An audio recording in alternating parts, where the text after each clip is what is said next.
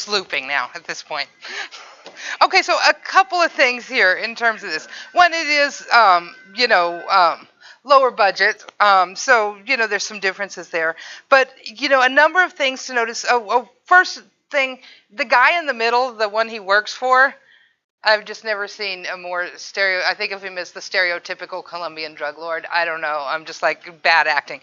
But anyway, that's where, there are a couple of things here. One is we're really not looking at, is this good or bad in terms of do you like it or not, quality, that kind of thing. We're just looking at how are these things used. So we're doing that kind of analysis.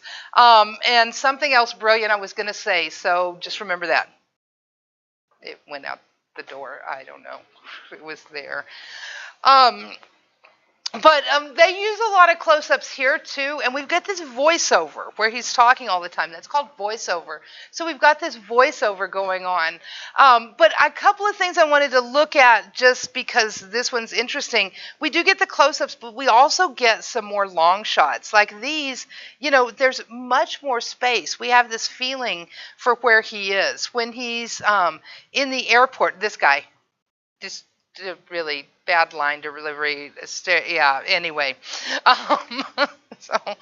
It goes back and forth kind of between the blue and the yellow. I haven't really found any significance of that except for just scene changes.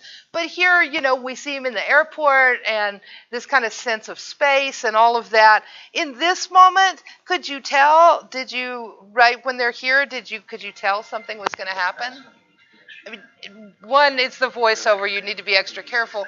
But also this kind of suspension in the music, the kind of lighter. We get some of the screechy, the slow motion.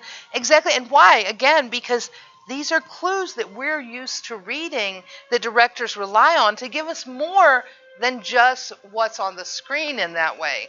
And so these kinds of things do that. And this moment right here when... after the big blow up, this right here, see where it pans down and it gives us, the picture of him in the cemetery, which is definitely this, single alive person, that sense of loneliness and bigness. So again, just kind of like Georgie, who's framed in the doorway with that light behind him, that's a really symbolic shot that we see over and over with that kind of light behind him. This kind of thing too, the whoever's left alone, whether it's cemetery or just that big open space, that sense of loneliness and openness that we see these kind of patterns repeated. One of the other things I was going to say is, first of all, these are crappy security guards. When we find out who he rented them from, we're going to make sure when we win the lottery we don't get them.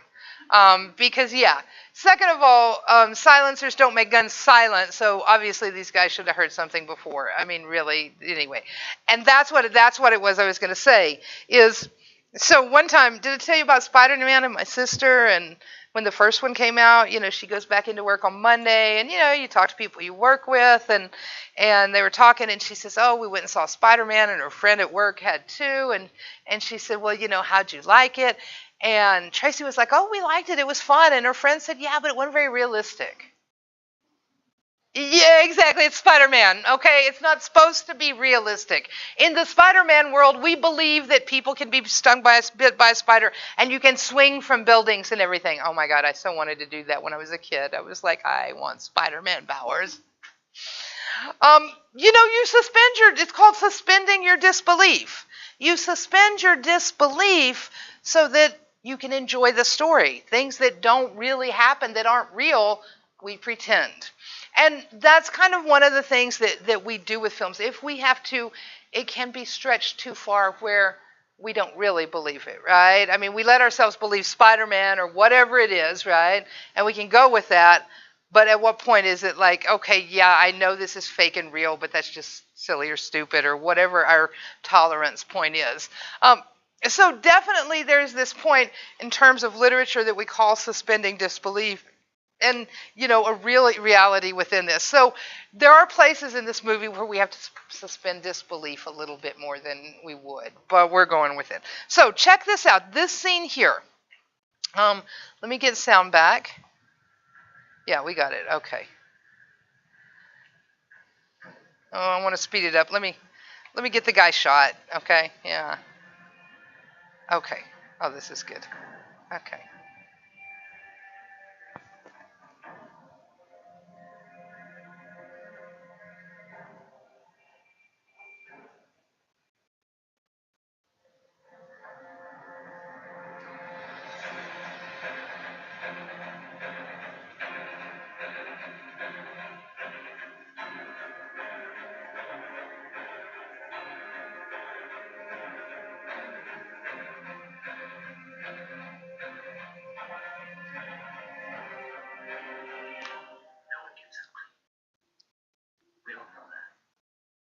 Okay, now watch this.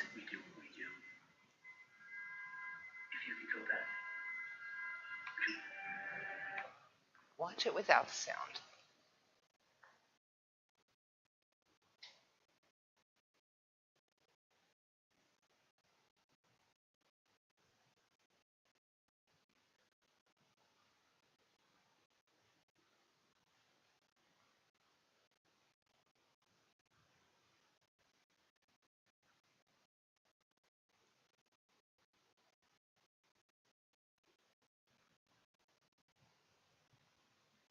Does the sound speed it up or slow it down? It's weird, isn't it? The first time I ever did that in class, I was like, oh, well, the sound's got to kind of speed it up. But when we look at, okay, 523, Kelly, you're one of your favorite numbers, 23. There we go. Watch this. Watch this. Let me just scoot it even just right over here. Because watch when it hits the tables and it goes in there. Okay, right after this. Here we go. This right there. Does that feel more chaotic to you with the sound or without the sound?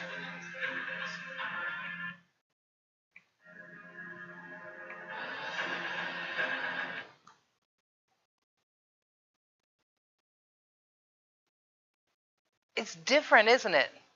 Hugely. And this is one of the kind of key things to think about is the fact that when you analyze something like this, you want to look at it in different ways. And especially here, we've got layers. I mean, you even want to just listen to it and don't watch it so that you're just hearing.